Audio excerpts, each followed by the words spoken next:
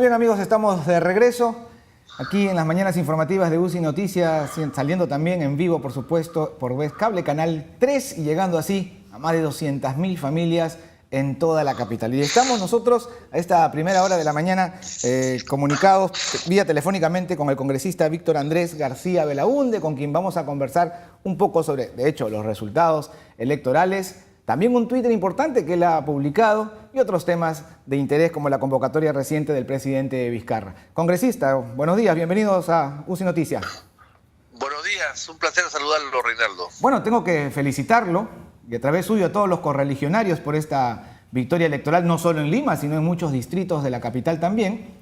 Sin embargo, no han faltado algunos otros analistas que dicen, bueno, los accionpopulistas se emocionan más de lo debido porque no es una victoria del partido, sino más bien de la persona a quien convocaron para encabezar esta candidatura. ¿Cuál es su opinión al respecto?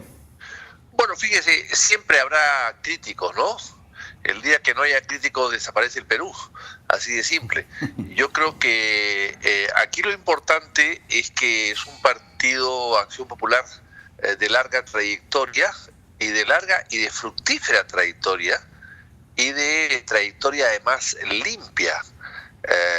Hay que recordar al gran alcalde Orrego, que fue el que puso los cimientos de la Lima que hoy conocemos y que desgraciadamente no pudo terminarse algunas obras. Por ejemplo, la Ramiro Prealé. La Ramiro Prealé empezó con Orrego, empezó con Belaúnde y hasta ahora está detenida. Justamente detenida donde la dejó Belaúnde hace más de 30 años. O sea, ese tipo de cosas, por ejemplo, hay que explicarle a la gente porque no todos vivían hace 30 años. Entonces yo creo que aquí lo importante es que el señor Muñoz se hizo populista en un momento determinado, hace 2 años de esto o algo más, y no solamente se hizo populista, él tenía mucha relación ya con el partido a través de sus familiares y había sido del Somos Perú. Somos Perú era un partido fundado por Andrade que se asoció a Paniagua el año 2006. O sea, ya había una buena relación, pero con los problemas internos que tuvo Somos Perú después de la muerte de Alberto Andrade, el señor Muñoz evidentemente recaló en Acción Popular, que era el partido más cercano y más afín, había sido socio de Somos Perú. Entonces se recaló, entró al partido, como cualquier hijo de vecino, entró al partido como una persona más, un anónimo más, e hizo carrera dentro del partido y postuló, eso la gente no lo dice, postuló en elecciones internas y postuló nada menos contra un candidato que había sido secretario general nacional del partido, Luis Enrique Gálvez. Postuló en contra de él y una larga proceso interno de elecciones ganó por una diferencia holgada y se proclamó candidato a la alcaldía. Su candidatura entonces respondió a una elección primaria real, porque a veces se cumple con la formalidad, pero aquí hubo más de un candidato. Real, y creo que hubieron 4 candidatos. El más fuerte era Luis Enrique Gálvez, un distinguidísimo, por supuesto, correligionario, que había sido regidor de Lima y abogado de profesión como él, y que había sido secretario general del partido, o sea, tenía mucho arraigo en el partido. Aún así, lo ganó. No porque fuese el más simpático, porque los dos son simpáticos, sino lo ganó por sus propuestas y porque tenía, pues, experiencia, todo lo que ha demostrado durante la campaña. Así que luego invitó inclusive al señor Gálvez para que sea parte de su lista, pero Gálvez no quiso aceptarlo y se quedó como candidato oficial del partido y hizo vida partidaria y hizo una campaña partidaria y yo al principio lo acompañé como muchos en su presentación inicial, después ya no porque como funcionarios públicos el jurado nos advirtió que podía sancionarnos. Así que los congresistas no hemos participado en la campaña de ningún candidato a nivel nacional porque el jurado llamó la atención a uno de nosotros por haber participado en Cajamarca en una campaña interna, en una campaña externa, ¿no? Una campaña para la alcaldía. Así que por eso es que nos hemos mantenido un poco alejados. Pero lo hemos apoyado desde lejos para que haga una buena campaña, y la ha hecho y ha triunfado. ¿Y eso sí qué significa? ¿Que ha triunfado él solo? No. Ha triunfado él y Acción Popular. Aquí hay un binomio que es importante. Es la presencia del partido y la presencia del candidato. Es la imagen del partido y la imagen del candidato. Y yo pregunto, si el señor Muñoz hubiese sido candidato de Fuerza Popular, ¿ganaba? Yo creo que no. De acuerdo. Yo creo que no. Ahora, esto es si una... era candidato del APRA, ¿ganaba? Yo creo que no. Ahora, estos resultados resultan entonces una oportunidad, y podemos verlo así también, le quiero hacer la pregunta, para el fortalecimiento de los partidos políticos, no solo de Acción Popular, sino de los partidos políticos de manera, pensando institucionalmente, corporativamente, y la necesidad que estos hacen para la democracia peruana. Bueno, yo creo que esto es una vuelta hacia atrás, a lo bueno que había atrás. Yo creo que es un voto que ha sucedido ahora muy pensado, reflexivo. No ha sido un voto empático, no ha sido un voto afectivo, no ha sido un voto sentimentaloide, no. Ha sido un voto de la razón. O sea, han votado por un personaje que ha sido alcalde 2 veces, que está 20 años en la función pública, de trayectoria limpia, que nadie lo acusa de nada. Por un lado. Y por otro lado, un partido que ya tuvo la alcaldía, que ya tuvo la vicepresidencia de la República, y que sus personajes se han ido a la tumba en olor a multitud. Se han ido a la tumba con el mayor respeto y consideración de todos los peruanos. En el caso de Lima, Eduardo Rego, que fue alcalde la última vez, en los años 80, y en el caso de la presidencia de la República, 2 personajes inmaculados.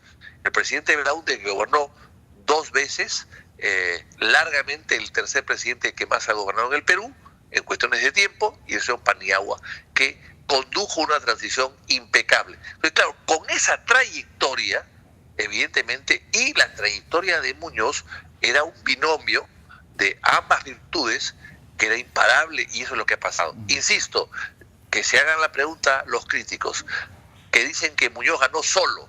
No, si Muñoz hubiese sido candidato de Keiko, ¿ganaba? Esa es la gran pregunta. Si era candidato de APRA, ¿ganaba? Ya, pero ahora, lo que no podemos negar es que esta situación ha sido producto de los últimos 5 o 7 días previas a las elecciones, ¿no? ¿Por qué? Por la polarización, por la otra alternativa, el antivoto. ¿Niega estas cosas? ¿Considera que esto se venía gestando 2 meses antes o 1 mes antes? ¿O ha sido la necesidad de buscar un anti? Y bueno, el señor Muñoz, con todas esas virtudes que usted dice y que no se lo niego, supo capitalizarlo, y eso lo ha llevado a esta victoria. Incluso, perdone, cosita, una cosita más, muchos alcaldes distritales han sido el resultado del arrastre, ¿no? de la votación del señor Muñoz. Bueno, eso siempre pasa, pero le puedo decir lo siguiente: el triunfo no es una circunstancia, son muchas circunstancias que se juntan, ¿no? Es la sumatoria de una serie de circunstancias. Aquí ha pasado mucho. Primero, que la campaña estuvo muy fría. ¿Por qué? Lamentablemente, por otros hechos externos a la campaña, claro, como el tema de los cuellos blancos, claro, etcétera. Todo eso hizo el lavajato, cuellos blancos, han hecho que generó una gran apatía en la gente, ¿no? Así es, ajá, totalmente apatía. En segundo lugar, 23 candidatos. Insólito, inédito.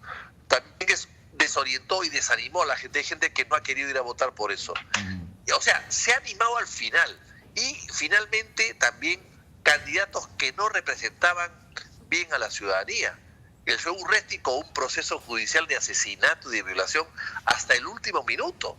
Eso no es aleccionador para el pueblo. Hay otro señor que tiene muchos años y que no tenía plan de gobierno, y que solamente se dedicaba a hacer box o a hacer gimnasia solitaria el día de las elecciones. Es decir, otro señor que no fue al debate. Entonces, todas esas circunstancias han sumado, es evidente que han sumado. Pero por eso es que lo que han hecho es definir a última hora al candidato. Si los otros candidatos hubiesen sido mejores candidatos, si hubiesen sido del nivel de Muñoz, probablemente Muñoz hubiese tenido que ganar raspando, probablemente. O de repente empataba, o de repente perdía por muy poco, por un pelo. Pero no se dio ese caso tampoco. Se dio ese caso que ha ganado 3-1 o 2-1. ¿Por qué? Porque los otros candidatos tenían una serie de flancos débiles, ¿no? ¿Qué es lo primero que cree que le toca hacer a Jorge Muñoz? Hoy se reunió en Palacio con el presidente Vizcarra. Ya se sabe que el 2019 arranca con 18 millones menos en su presupuesto de lo que cuenta actualmente el alcalde Castañeda. Bueno, yo creo que lo primero es ofrecerle al presidente sus buenos oficios para poder gobernar la ciudad.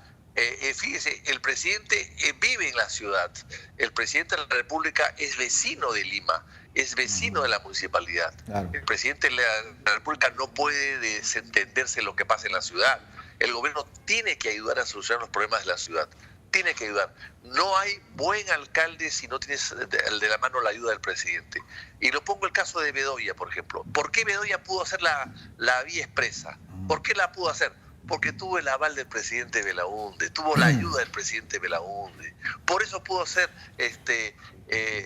no hay pues buenos alcaldes sin ayuda del gobierno central. Es imposible porque el problema es muy grande, Tiene que haber una ayuda del gobierno central para poder hacer una gestión. Y los alcaldes que no han tenido ayuda o han tenido ayuda pequeña han hecho cosas tontas o innecesarias. Por ejemplo, la línea amarilla.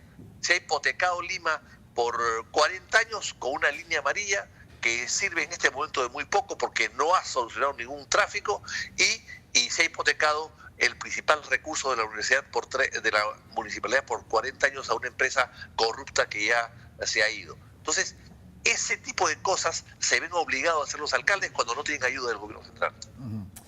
Entrando al terreno nacional, la convocatoria realizada por el presidente hace apenas menos de una hora. ¿Qué opinión le merece? Bueno, tenía que hacerlo, era parte de un compromiso que él había impulsado desde el primer momento. Me parece muy bien. No creo que solucione los problemas, ojo. No creo que esto sea la solución de los problemas, pero evidentemente le va a ayudar a gobernar, le va a ayudar a quitar las aguas. ¿No interfiere con lo que ha venido avanzando el Congreso? En cuanto a las reformas propuestas por el Ejecutivo. No. Yo creo que está bien. Hemos aceptado ese reto, lo hemos asumido. Creemos a conciencia que eso no es la solución del país. Pero si esto contribuye a apaciguar las aguas, si esto contribuye a darle legitimidad al presidente de la República, que es un gobierno transitorio y por tanto aparentemente débil, pues evidentemente hay que hacerlo, hay que ayudarlo. Pero no va a solucionar absolutamente nada. Lo que sí creo que esto debe ser el inicio de la gran reforma constitucional que hay que hacer. Es una constitución, la peruana, que ha durado 25 años, es cierto, pero cuyo origen fue innecesario y además dirigido hacia Fujimori para la reelección, nada más. Y por tanto ese mismo origen hace a la propia constitución un poco débil y por lo tanto hay que reformarla y mejorarla. ¿Qué aspectos, congresista, qué aspectos de la Constitución particularmente? Bueno, hay un sector de la izquierda que tiene un discurso todavía un poco más radical, ¿no? Y habla de una nueva Constitución. Usted nos habla todavía de solo reformas. ¿Qué aspectos y bajo qué mecanismos? Bueno, por ejemplo, el sistema electoral, por ejemplo, el sistema de justicia, por ejemplo, el sistema... yo creo que le haría algunos ajustes a la parte económica también, ajustes a la parte de los derechos de las personas. En fin, yo creo que hay algunas cosas que hay que ir corrigiendo y enmendando. Bueno, de hecho, se ha corregido, se va a corregir o se va a corregir el tema de la bicameralidad, que es importante. No sé si sea la mejor solución, la que se ha planteado, pero ahí está. Creo que son aspectos, el voto voluntario, yo creo que el voto tiene que ser voluntario, no tiene que ser obligatorio. En fin, hay varios aspectos que hay que ir cambiando. Congresista, usted es muy activo, ciertamente, por las redes sociales. Y aquí tenemos un Twitter suyo que hace prácticamente un recuento, ¿no?, del número de votos, de manera general, claro, de las diferentes agrupaciones, movimientos y partidos políticos. Ahí lo tenemos en pantalla. Y finalmente usted se pregunta, a partir de ahora, ¿con qué representatividad hablarán al pueblo? Esto parece estar dirigido directamente a Fuerza Popular, la mayoría del Parlamento que siempre se han ufanado de esto, ¿no? Somos la primera fuerza política en el país, pero según estos resultados electorales ha sido un revés enorme para ellos. Me imagino que por allí va lo que usted plantea en este tuit. Sí, claro que sí. Ellos han sacado, creo, ahí lo digo, 120.000 votos, algo así, ¿no es cierto? Esos son votos en Lima, pobrísimos, ¿no? Y Lima es un tercio del Perú. Es pobrísimo, es pobrísimo. O sea, su candidato, su gran candidato puesto por Keiko, con el apoyo de todo el aparato inmenso que ellos tienen, del poder que ellos tienen, ha sacado 2%, ha estado al nivel de FREPAP. Entonces, claro, si es así, ¿de qué representatividad estamos hablando? ¿En nombre de quién hablan? Y en el caso de los PPK, peor, han sacado 17.000 votos. Un candidato que ha sido el promotor y el gran auspiciador de la candidatura de PPK, y que fue brazo derecho y artífice de esa campaña, que fue una campaña exitosa, por un pelo, pero fue exitosa. Entonces, estamos hablando de dos fuerzas que gobiernan, uno el Ejecutivo y otro el Parlamento, y no tienen ningún tipo de representatividad, el pueblo no lo respalda. Entonces, ¿de qué cosa estamos hablando aquí entonces? Ahora llama la atención, dice el APRA cero, pero el APRA no tuvo candidato, ¿no? Pero el APRA no pudo poner candidato, no es que no tuvo, no pudo. Ajá. No pudo. Y si lo ponen, saca, y Cornejo, que es un aprista de toda la vida, sacó el último lugar, o el penúltimo. Cornejo que sacó el penúltimo. Cornejo con la casita, o sea, el APRA no tuvo candidato. Y el aprista que compitió con otro símbolo sacó 1.9, 1.8%. Entonces, si el APRA, que es un partido tradicional, no puede poner candidato, ¿en qué estamos? ¿En qué estamos? Y uno de los cuestionamientos a esta valla tan alta que se le ha puesto a las nuevas organizaciones políticas es que muchos de los partidos actuales no pueden cumplirlas siquiera ellos mismos, ¿no? Y esta pregunta se me viene a lo que está diciendo. Si el APRA no pudo poner un candidato, entonces, ¿por qué pareciera que esta valla tan alta es para que nadie más tenga la posibilidad de organizarse, institucionalizarse políticamente y siempre salvaguardar los intereses de los que ya están? Sí. Bueno, yo creo que hay que poner también unas vallas en las municipales, ¿no? Si uno compite en las elecciones generales y saca menos 4%, desaparece como partido. Pero si compite en las municipales y se saca menos del 4%, no pasó nada. Yo creo que las reglas hay que aplicarlas a todos por igual. Esas son las cosas que hay que ir cambiando también. De acuerdo, congresista, le agradecemos mucho su comunicación con nosotros.